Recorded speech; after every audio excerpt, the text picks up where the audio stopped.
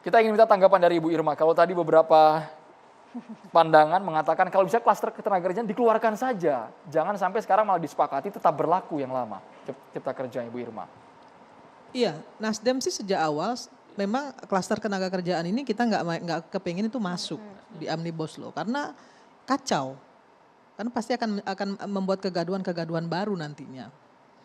Seperti yang saya bilang tadi di Undang-Undang Nomor 12 tadi kan itu sudah menjadi presiden buruk ketika kemudian gubernur misalnya tersandera karena ada tekanan-tekanan misalnya dari menteri dan lain sebagainya. Kan ini sebenarnya nggak boleh terjadi.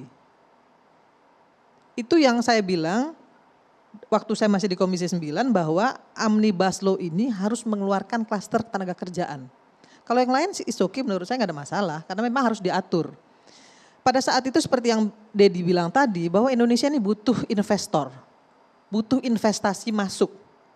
Ya, kita jangan cuma mikirin bahwa mohon maaf ya, saya ini buruh, saya ketua umum serikat buruh. Tapi saya nggak mau cuma mikirin buruh-buruh yang sudah bekerja. Rakyat Indonesia yang berjuta-juta yang masih belum bekerja itu dipikirkan oleh pemerintah untuk bisa bekerja, maka kemudian investasi harus masuk. Kemudahan berinvestasi juga harus dijaga. Itu sebenarnya visi dan misi Omnibus Law ini, kenapa kemudian Presiden mempercepat undang-undang ini. Nah kalau ada sekarang ya, kalau ternyata setelah di review kembali oleh MK, ada hal-hal yang harus diperbaiki, ayo kita perbaiki.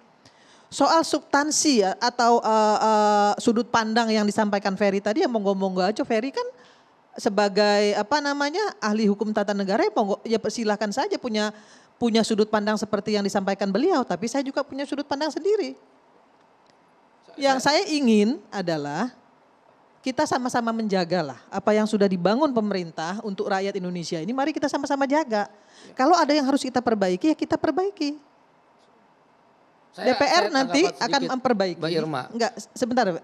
DPR akan memperbaiki ya. Saya berharap nanti insya Allah saya bulan depan bisa masuk ke DPR lagi. Bulan ini ya. Mantap bulan loh. ini saya bisa masuk lagi ke DPR. Iya. Komisaris dilepas atau enggak nih? Oh ya pasti dong. Enggak dong, enggak boleh. Harus lepas. Saya akan masuk lagi ke DPR insya Allah. Dan saya akan berjuang bersama-sama dengan teman-teman DPR. Saya ingin menambahkan. Kita akan luruskan semuanya. Yang saya ingin tambahkan kurang-kurang kita akan tambah. Harus dipahami. Yang berlebih kita luruskan. Nah, harus dipahami ini juga. Selalu mengatakan bahwa Undang-Undang Ketenagakerjaan hanya melindungi orang yang bekerja. Salah.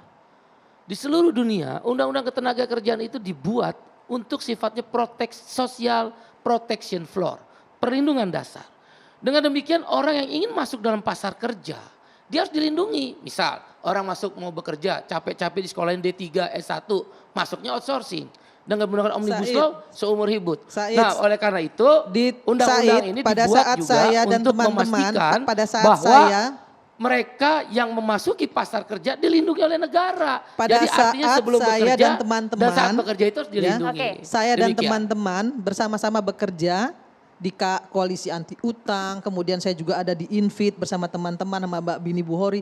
Kita sudah bikin kok yang namanya social protection to labor itu kita sudah bikin.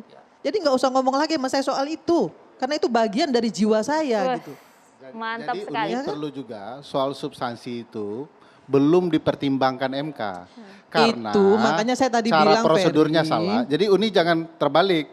Jadi karena paketnya dibatalkan, maka seluruh materinya juga saya batal. nggak pernah terbalik. Pandangan positif saya begitu. Harus Ya. Anda hargai. Saya saya menghargai menghargai Anda. sudut pandangan Anda sebagai ahli hukum tata negara. Ya, silakan Un. monggo kerso. Jadi Tapi Anda juga harus menghargai apa yang saya sampaikan.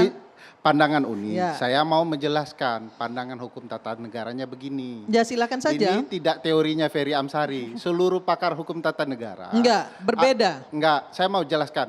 Begitu sudah diuji formil, maka undang-undangnya hancur. Banyak ahli Nggak hukum ada tata saya negara yang tantang berbeda hukum tata- pandangan dengan Anda Ya. gitu. Jadi Di enggak media semuanya TV sama. One yang ditonton banyak orang ini, saya tantang kalau ada satu pakar hukum tata Ya negara. nggak usah ngomong ke saya, ngomong aja sama mereka. Ya. yang mengatakan kalau uji formil sudah dibatalkan, materi muatannya masih berlaku. Ya, silakan Saya aja. tantang dan persilakan. Tapi kan Pasti Presiden tidak juga ada. dapat masukan, Itu Mas Ferry. pelajaran dasar Presiden juga dapat anak masukan dari S1 para itu hukum nih. tata Ya, negara, Mas silakan Ferry. aja. Ya, Karena setuju. sudut pandang Saya kita setuju berbeda. dengan Bang ya. Ferry. Ya. Kalau uji formil sudah dinyatakan keputusannya, maka material gugur, Loh, batal, Presiden kita tidak bisa bahkan jalan. menyatakan loh masih berlaku. Kan Presiden tidak belajar hukum ya. Ya. Kan tapi Saya kasih punya tahu, juga tentunya dari anak pakar-pakar hukum S1, tata negara. S2, S3, istana. semuanya yang belajar hukum, pasti ketika uji formil dinyatakan inkonstitusional, maka satu undang-undangnya itu batal dengan isi-isinya. Bang Said, apakah ini termasuk dengan sistem outsourcing, pengupahan, pesangon, semuanya dianggap UMP, batal? UMK. Yes, ada 2 hakim Mahkamah Konstitusi yang menyatakan upah, pasal tentang upah, outsourcing, jam kerja, PHK dipermudah, batal demi hukum. Anwar Usman, Ketua MK, dan satu lagi adalah Pak Arif.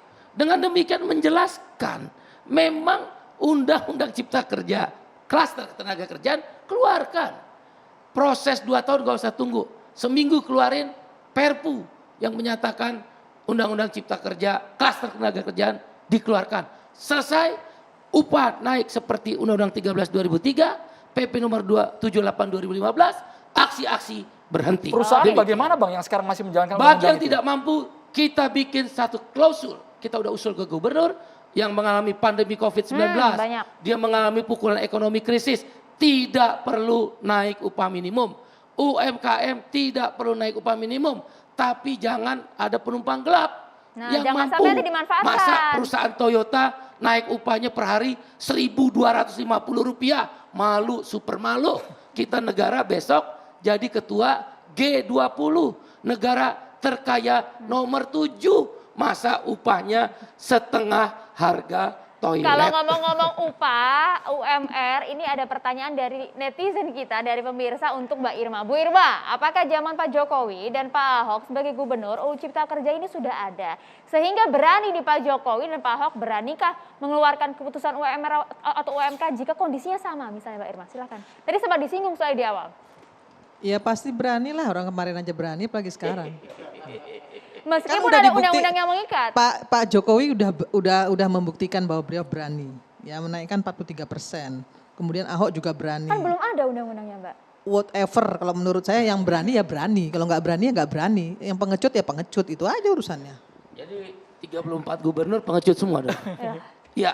Nah, tolong para gubernur jangan jadi orang pengecut melalui kesempatan ini. Bang Terima Deddy kasih. Sitorus, tanggapan tadi secara konkret Bang Said Iqbal sudah menyatakan harusnya sekarang perusahaan patuh pada undang-undang yang lama, sistem outsourcing dihapuskan, kemudian pesangon, pengupahan, dan juga Nggak selaras ini dengan pernyataan Presiden soalnya. Itu kan pendapat dua hakim konstitusi, kan masih ada 7 yang lain kan.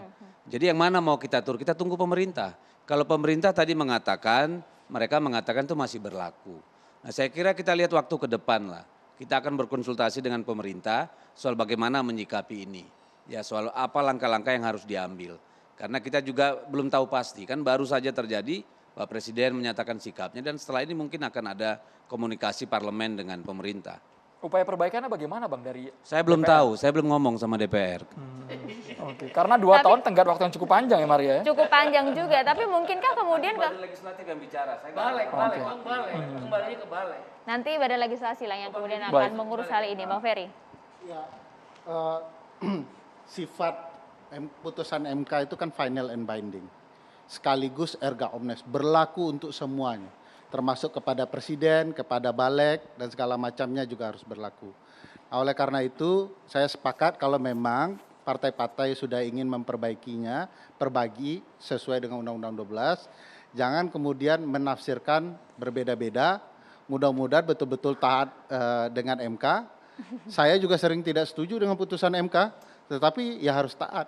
Boleh beda pandangan, Ni Irma punya cara berpandangnya sendiri, Bang Sitorus juga boleh, tetapi yang mengikat secara hukum adalah tafsir di dalam putusan MK itu sendiri, tidak yang lain-lain begitu 2 ya. tahun ini cukup waktunya? Kalau bicara cukup tidak cukup tergantung kegigihan DPR. Kalau kemarin bisa dalam ukuran beberapa bulan, kenapa tidak dicoba saja sekarang? Kalau pakai logika sederhana tidak mungkin. Ya.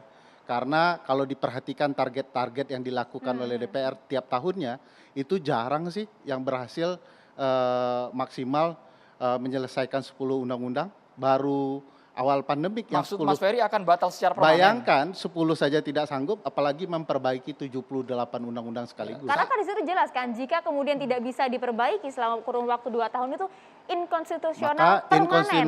inkonstitusional permanen. Ya, Bang saran saya sih cabut klaster ketenagakerjaan. Meredakan ketegangan politik sesaat sambil memperbaiki 2 tahun ke depan. Baik, Demikian. Ibu Mbak Irma. Irma. Saya sepakat dengan Pak Presiden, tetap jalan sambil ada perbaikan. Baik, Bang Deddy. Ya, saya kira tadi kan bukan kembali ke 79 undang-undang ya. Karena itu sudah mengambil intisarinya ke dalam undang-undang Omnibus Law.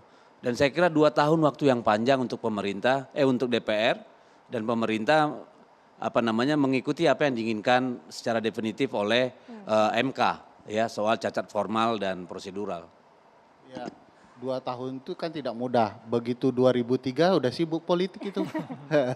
Nah, itu kan asumsi kita. Mudah-mudahan tidak lah. Mudah-mudahan ya. tidak. Baik. Tapi kan sekarang yang Yang paling penting kemudian dalam waktu berlaku cepat ini, Presiden harus mengambil alih komando dari tangan Menteri Mendagri, Menko Polhukam tentang upah minimum. Gubernur harus punya keberanian merevisi SK Gubernur tentang kenaikan upah minimum. Karena eskalasi gerakannya akan makin meningkat dan mengganggu situasi Sebentar politik. Bang Said, kalau tidak diakomodir akan apa ini dari KSPI? Mogok nasional. Mogok Kami akan nasional. mogok nasional. 6 sampai 8 November kita akan melakukan mogok Mas nasional. Andro, kan di pembatalan ini, yang bersyarat ini kan tidak soal upah buruh saja. Ya, Ada soal lingkungan hidup ya, ada petani ya, ada kemudian misalnya soal pajak daerah Ini kan isu yang terkini diambil ya, kewenangannya Ferry. ke pusat Ferry ini semua. yang nggak begitu ya. gatal digaruk-garuk juga. Ya yang gatal aja lah digaruk. Yang nggak gatal krusial, masa Mas digaruk-garuk. Ferry. Yang krusial upah Jadi minimum. jangan Saya mendengarkan jangan provokasi keluhan juga lah. Kepala daerah di seluruh Indonesia tapi nggak berani ngomong. Mas, Ya itu salah ini satunya tadi saya adalah udah bilang pajak-pajak itu. daerah itu Masalah ditarik itu sudah ke pusat inherent di melalui dalam Undang-Undang semua Cipta undang-undang Kerja. itu. Nah sekarang visi terbesarnya kita mau keberpihakan ada di mana. Kan tadi ada kepentingan yang besar dan segala macam, itu untuk Indonesia kok. Makanya kan dari awal sudah jelas mana yang kita mau supaya penolakan atau katakanlah keberatan terhadap undang-undang ini terutama kan ada di klaster ketenagakerjaan. Yang Mulai lain-lain dengan itu mencabut- kita butuhkan adalah penyeimbang. Mulai mencabut PP nomor Ketika 36 kita 2021. bicara soal mempermudah investasi, tentu aspek perlindungan masyarakat, apalagi masyarakat adat, masyarakat sekitar hutan ya, soal lingkungan, sumber daya alam juga harus ada di sana. Tetapi itu nanti lagi lah kita bicarakan, proses bukan 2 tahun. sekarang. 2 tahun. Iya. Dan kalau soal buruh, saya kira gini PP aja deh. 36 aja cabut, Menurut nah, saya titik. gubernur-gubernur ini ya sudahlah. Ya, Kalau cabut memang PP 36. ini kan hanya berlaku naik itu. Itu gampang Hanya bener untuk itu. yang mampu, terutama yang Jakarta, jangan ngasih lempar bola Iya. gitu loh. Jakarta akan naik besok Pak, insya Oke. Allah. Enggak, Insya kalau Allah. dicabut Berapa banyak? komprominya mau berapa Puas persen nggak? naiknya dari Konfederasi 4 sampai Serikat 5%. Pekerja? Oh ya Pas udah. Karena sampai pakai 5%. PP nomor 78 2015. Udah selesai itu. Kemudian kita bahas Itu yang baru, lain-lain. Itu Nah, bermantap. PP 36 cabut. Malam ini saksi fakta menjelaskan besok PP 36 dicabut. Saya Jika perlu tidak. Jika tidak, aksi jernihkan mogok sedikit nasional. Jangan sampai kita memperbaiki undang-undang berdasarkan putusan MK atau Undang-Undang 12 hanya karena teman-teman buruh demo. Nanti teman-teman buruh berhasil, yang lain demo. Mestinya memperbaiki betul-betul berdasarkan putusan MK sebagaimana diarahkan berdasarkan Undang-Undang 12. Oke, Setuju Pak dengan Ferry, Bang Ferry. ada yang nanya juga dan gatal juga ini pemirsa kita mau nanya juga ke Mas Ferry. Pertanyaan ke Pak Ferry, kalau tidak boleh keluarkan kebijakan pasca putusan MK, berarti gubernur tidak boleh juga dong keluarkan penetapan UMK tahun ini, ditangguhkan maksudnya. Yang berbasis kepada Undang-Undang Cipta Kerja. Kalau UMR? Tidak ada vakum ya yang berlaku Undang-Undang Ketenagakerjaan. Iya tetap bisa gubernur mengeluarkan. Jadi itu tidak jadi soal ya. Strategis tadi itu Ya, ya. ini bukan soal perdebatan antara pihak Jokowi dan pihak Anies. Ini semata-mata soal konstitusi. Kita bicara ya. dulu dengan aspek yang diatur oleh keputusan MK itu, ya cacat formal prosedural. Ya. Nah di situ aja kita fokusnya gitu, Ya. tidak merembet kepada yang lain-lain.